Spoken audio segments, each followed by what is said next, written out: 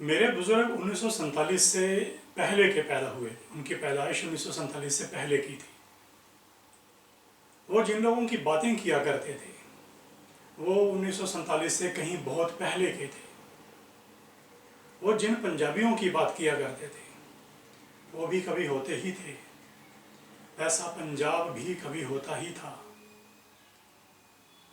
पूरन की कथा कोई इतनी बड़ी नहीं है, लेकिन पूरन की बातें बुजुर्गों के मुंह से कभी ख़त्म नहीं होती थी। ऐसा क्या था पूरन की कथा में कि सैकड़ों साल बाद तक भी पंजाबी उसकी कहानियाँ कहते रहे, उसके किस्से गाते रहे। मेरे बुजुर्ग कहा करते थे कि पूरन भक्त पंजाब के करैक्टर को रिप्रेजेंट करता है, पंजाब के चरित्र को रिप्रेजेंट करता है। शायद वो उस पंजाब की बातें करते होंगे जो पूरन के वक्त हुआ करता था। वो पंजाब बहुत अलग सा होता होगा जब बेपरवाह योगी अलग अलग कहते, आदेश आदेश कहते इस ज़मीन पर पैदल चलते रहे होंगे। परंपरा से हासिल जानकारी कहती है कि योगीराज गुरु गोरखनाथ पंजाब की धरती पर साधना करते रहे। कोई दौर था जब नाथ पंथ के हठ योगी यहाँ बहुत तादाद में थे। वो अपने कानों में मुद्रें पहनते थे, कुंडल पहनते थे कानों में, इसलिए पंजाब में उन्हें कन फटे योगी भी कहते थे।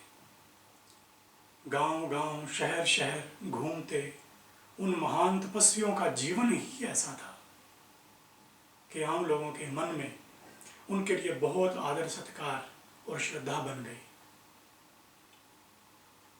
उन योगियों के करैक्टर की एक बानगी है पूरन, एक असली योगी का प्रतीक है पूरन। राज सत्ता को, सियासी ताकत को, हुकूमत को तुच्छ जानने वाले एक असल तपस्वी को रिप्रेजेंट करता है पूरन। पूरन एक असली योगी, पूरन एक असल त्यागी, पूरन एक असल पंजाबी। महाराजा रणजीत सिंह की हुकूमत के दौरान कादर यार ने अपनी शाहकार रचना किस्सा पूरन भगत लिखी थी। पंजाबी का रूप है भगत, हिंदी में कहते हैं भक्त। पूरन का पंजाबी रूप है पूरन, तो पूरन भगत ये नाम उसने अपने किस्से का लिखा, किस्सा पूरन भगत। ये किस्सा पूरन भगत 140 बैंतों में है और इसे लिखने में कादर यार को सिर्फ 16 दिन लगे थे। कादर यार खुद पंजाबी था, पुराने पंजाब को जानता था, समझता था। कादर यार नस्ल से पंजाबी संधू जाट था, मजहब के नज़रिए से वो मुसलमान था। किस्सा उसने नाथपंथी योगी का लिखा और उसके किस्से से खुश होकर उसको एक कुआं इनाम में देने वाला उस दौर के पंजाब का महाराजा एक सिख था, महाराजा रणजीत सिंह। वो ही था अपना पंजाब, साझा पंजाब, पुराना पंजाब, जिसकी बातें किया करते थे मेरे बुजुर्ग। पूरन भगत की कथा सबसे पहले मैंने अपने पिता से, अपने फादर से सुनी थी। कादर यार का किस्सा पूरन भगत पुराने पंजाब के अदीबों में, साहित्य के रसियों में बहुत पॉपुलर था। वो मैंने भी पढ़ा और कई बार पढ़ा। मुझे लड़कपन से ही शायरी बहुत पसंद रही है। मेरे पिताजी को भी शायरी बहुत पसंद थी। मेरे स्कूल के एक टीचर थे सरदार लाभ सिंह पवार। उन्होंने मुझे शिव कुमार बटालवी के 2 काव्य संग्रह लाजवंती और लूणा ये लाकर दिए थे। मुझे अच्छी तरह से याद है उन्होंने लूणा के बारे में मुझे कहा था कि शिव ने कुछ ज़्यादा इमोशनल होकर लिख दिया है, पर लूना मोरली नैतिक तौर पर गलत ही थी। वो गलत और ठीक की कशमकश मेरे दिमाग में बहुत लंबा वक्त चली, बहुत लंबा समय चली। इसी कशमकश के चलते मैंने कादर यार का किस्सा पूर्ण भगत भी पढ़ा पहली बार। बस वो किस्सा पढ़ने के बाद पूरन मेरे हीरो बन गए। मेरे लड़कपन की बात है। मैंने बहुत बार पूरन भगत की कहानी लोगों को सुनाई। लूना पर मेरी सोच अलग सी रही। पूरण भगत को याद करते हुए ही मैंने ये लिखा था, पूरण वांगू अन्य खूह विच डिग्गा हाँ, कोई गोरख बाहर कढ़ ले आएगा। पूरण सियालकोट के राजा सालवाहन के बेटे थे। सियालकोट अब पाकिस्तान में है।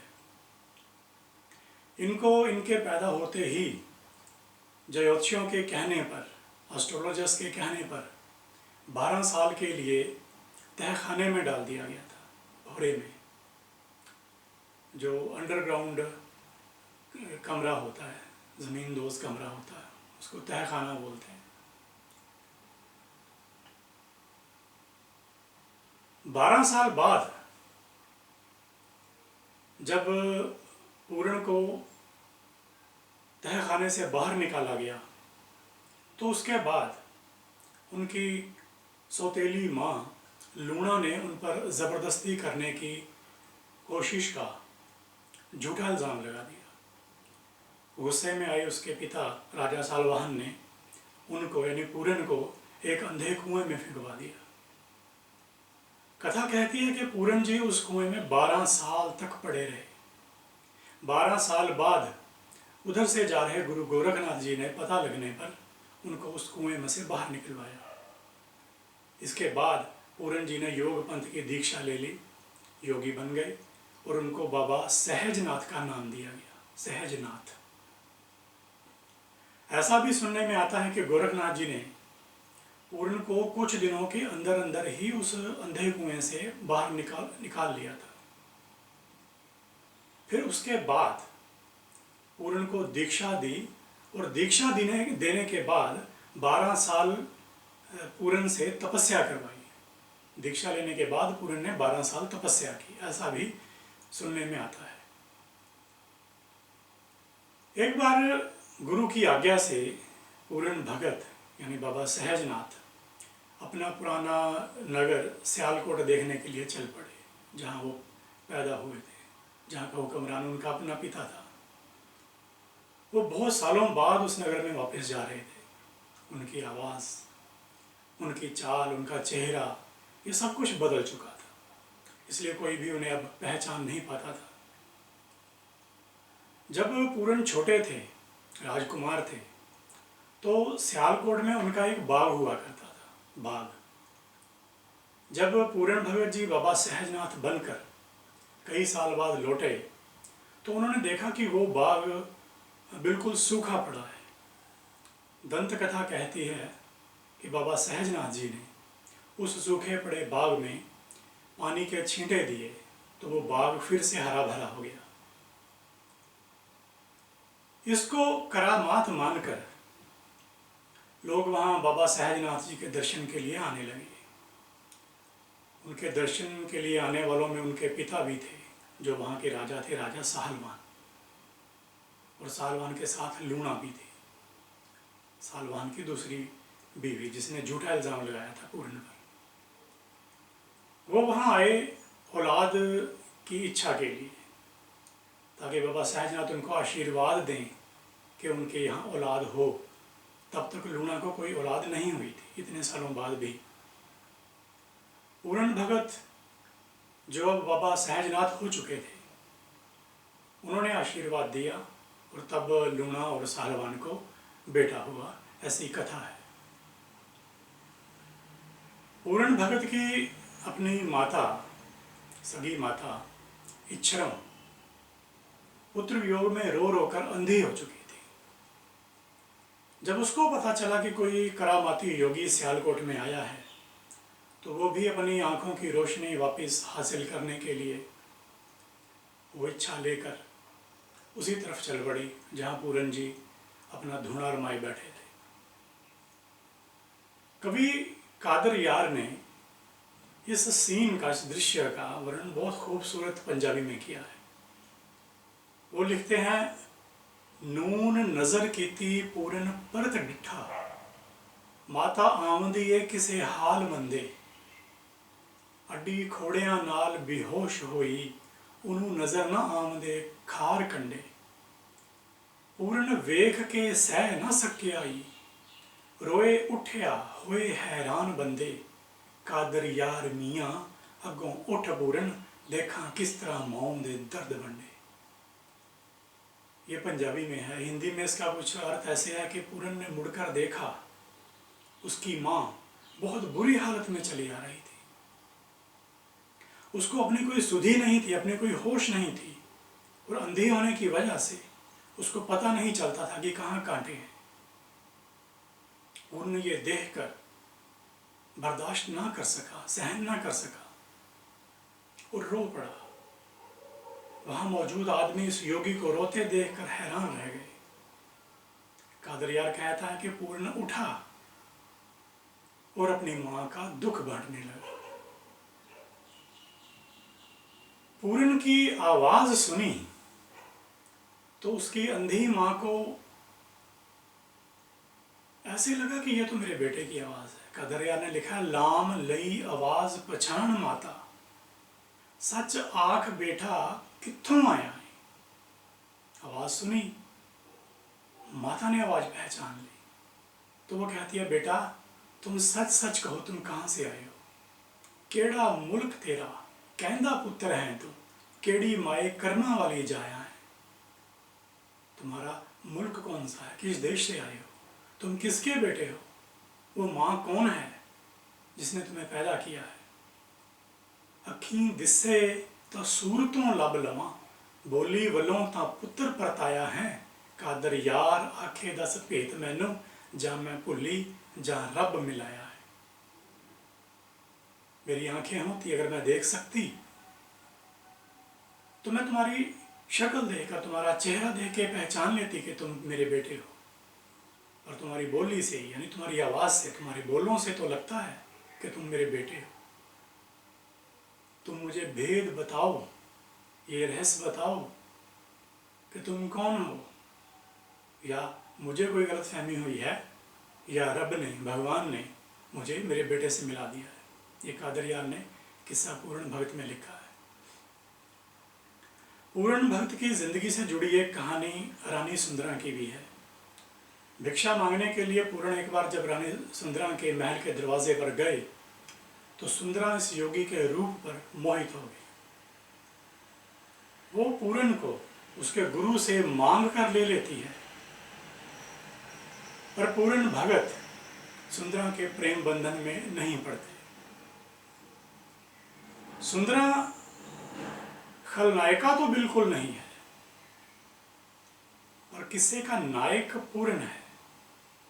फर्क बस इतना है कि पूर्ण का रास्ता कोई और है और सुंदरा का रास्ता कोई और है। सुंदरा को पूर्ण दिखता है, सुंदरा को पूर्ण की मोहित कर देने वाली खूबसूरती दिखती है। सुंदरा को पूर्ण की शांत और रस भरी आवाज़ सुनती है, और सुंदरा को पता नहीं कि भगवा पहनने से पहले, योगी बनने से पहले पूर्ण किन किन दुखों से पीड़ित होकर आया है। सुंदरा को ये अंदाज़ा नहीं कि लंबी यातना सहने और भयंकर अकेलापन झेलने के बाद उसे जो गुरु का सहारा मिला है, वो उसे अब छोड़ने की सोच भी नहीं सकता। शिव कुमार बटालवी ने पूर्ण भगत की कथा को अपने अंदाज में लिखा है लूणा में। लूणा उसके काव्य संग्रह का नाम है। शिव की शायरी यकीनन ही बेमिसाल है।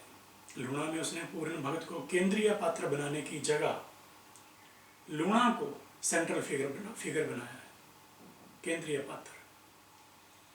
लूणा की इच्छा को शिव ने कुदरती माना है, नेचुरल माना है, जहाँ वो अपने हम उम्र लड़के की इच्छा करती है। जाहिर है कि शिव ने इस कथा को भावुकता से लिखा है। पंजाब में, पुराने पंजाब में पूरण भगत आध्यात्मिक खोजी का प्रतीक रहा है। लूणा सांसारिक इच्छाओं वाली एक ईर्ष्यालु, क्रूर और बदला लेने वाली सोच का प्रतीक है। सुंदरम भी प्रतीक है उस सांसारिक प्रेम का जिसमें इच्छा भी है, श्रद्धा भी है और त्याग भी है। कोई भी साधक पूर्ण हो सकता है, कोई भी कामी और क्रोधी लूणा हो सकता है, कोई भी ग्रस्त सुंदरा हो सकता है जो किसी पूर्ण के लिए अपनी इच्छा की कुर्बानी देने की हैसियत रखता हो। किसी पूर्ण का गोरखनाथ उसकी आध्यात्मिक साधना हो सकती है जिसकी शरण से बाहर आने में उसे बहुत डर लगता है।